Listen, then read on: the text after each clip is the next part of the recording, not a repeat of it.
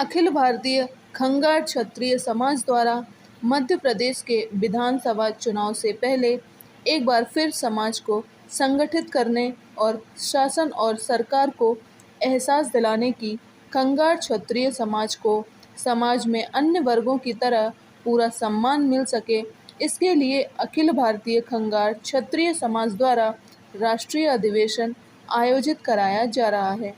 अधिवेशन की तैयारियों को लेकर आज ग्वालियर में समाज की एक विशेष बैठक का आयोजन किया गया। केंद्रीय मंत्री नरेंद्र सिंह तोमर के पुत्र और युवा भाजपा नेता देवेंद्र तोमर के आतिथ्य में हुए इस आयोजन में खंगार समाज ने भारतीय जनता पार्टी के नेताओं से मांग की है कि आने वाले विधानसभा चुनाव में खंगार समाज को पूरा प्रतिनिधित्व दिया जाए। तो वहीं आयोजन में पहुंचे युवा नेता देवेंद्र तोमर ने कहा कि समाज में जातिवादी व्यवस्था भले ही हो, लेकिन सभी लोगों को मिलकर काम करना होगा, तभी समाज की उन्नति हो सकती है। भगवान राम ने भी सबरी के झूठे बेर खाकर जाति परंपरा को तोड़ने का संकेत दिया था। खंगार क्षत्रिय समाज द्वारा राष्ट्रीय अधिवेशन किया जाना समाज के काफी हित में होगा।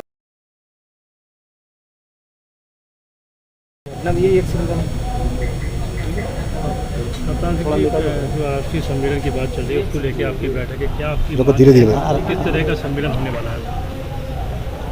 समाज स्तर पर हम राष्ट्रीय अधिवेशन करने वाले हैं और मध्य प्रदेश पे हम ज़्यादा जोर दे रहे हैं कि मध्य प्रदेश में चुनाव है और मध्य प्रदेश में 2023 और 24 के चुनाव को लेकर हम एक बड़ा सम्मेलन समाज का करेंगे और समाज के सम्मेलन करके हम अपनी भागीदारी राष्ट्रीय नेतृत्व के सामने रखेंगे।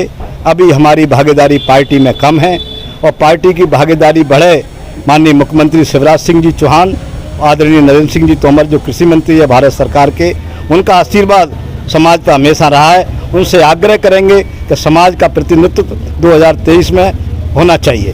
किस तरह की भागीदारी चाहते हैं पार्टी? हमारे भागीदारी से हमारा प्रतिनिधित्व समाज में कोई सरकारी पद हो चाहे पार्टी में कोई पद हो, हमारे समाज के कार्यकर्ताओं पर बिल्कुल नहीं है।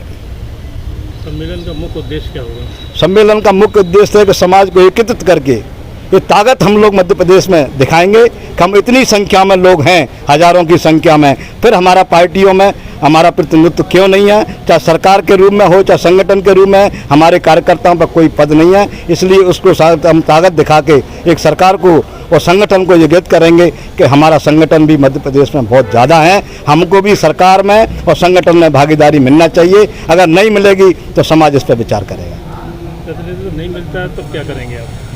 समाज प्रतिनिधित्व नहीं मिलेगा तो हम विचार करेंगे। राष्ट्रीय कार्य समिति की बैठक बुला के हम संदेश देंगे कि हम किस विचार विमर्श करके जो भी फैसला समाज लेगी, राष्ट्रीय कार्य समिति लेगी, उस पर हम निर्णय देंगे। आपके संगठन में तमाम ऐसे लोग भी होंगे जो अन्य दलों को भी बिलोंग करते होंगे, कैसे आप उनको मॉडिफाई करेंगे?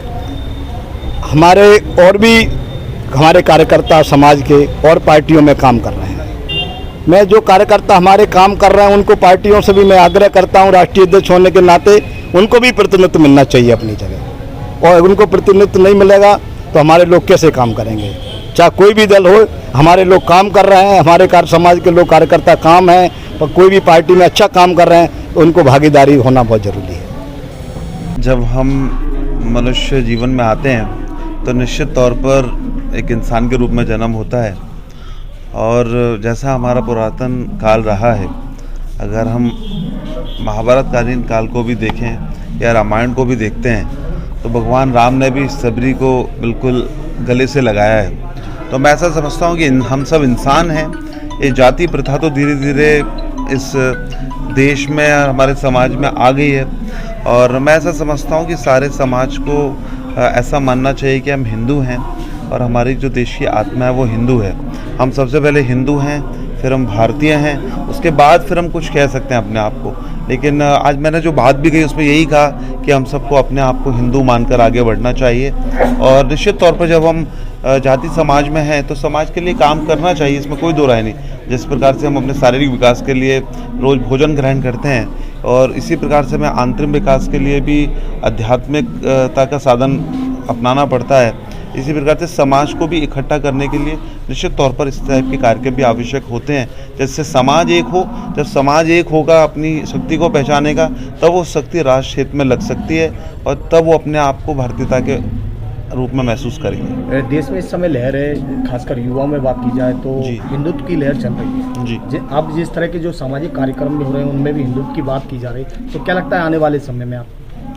देखिए, हिंदुस्तान तो हिंदुस्तान की आत्मा है और मैं ऐसा मानता हूँ कि यहाँ जो रहने वाले लोग हैं, चाहे वो किसी भी धर्म को मानते हों, मैं ऐसा मानता हूँ कि जो मुगल कालीन लोगों ने भारतीय संस्कृति को नष्ट करने का प्रयास किया, अगर वो उनको गलत मानते हैं तो वो सब हिंदू ही हैं, ऐसा मुझे लगता है। और अगर उन लोगों को आप सही मानते हैं तो आप हिंदू नहीं। हिंदू तो वो है जो दया की भावना अपने अंदर रखता है, राष्ट्र को मानता है, राम को मानता है, सकारात्मक रास्ते पे चलता है, ईमानदारी के रास्ते पे चलता है, वही हिंदू है। भैया, ऐसा देखा जा रहा है अभी सभी समाजों के कार्यक्रम हो रहे हैं और देखा जाता है कार्यक्रम में कि टीका टिप्पणियां अन्य समाजों पर की जाती हैं, और लेकिन मेरा ये भी सवाल है, क्यों ना कार्यक्रमों में ऐसा कुछ हो कि आगे बच्चों की पढ़ाई कैसे हो, अच्छा स्वास्थ्य व्यवस्थाएं कैसे मिल पाए, इन विषयों पर बात नहीं, देखिए, जो समाज के नेतृत्वकर्ता अगर अच्छे हैं तो निश्चित तौर पर उनका यही फोकस रहता है कि समाज को हम कैसे आगे बढ़ाएं। समाज का प्रतिनिधित्व हर क्षेत्र में, राजनीति ही नहीं, चाहे वो कला का क्षेत्र हो, चाहे संस्कृति का क्षेत्र हो, चाहे उद्योग का क्षेत्र हो, चाहे रोजगार का क्षेत्र हो, हर क्षेत्र में समाज का प्रतिनिधित्व बढ़े। अगर नेतृत्वकर्ता अच्छा है, सकारात्मक सोच का है, तो उस पर वो ध्यान देते ही हैं, ऐसा नहीं है।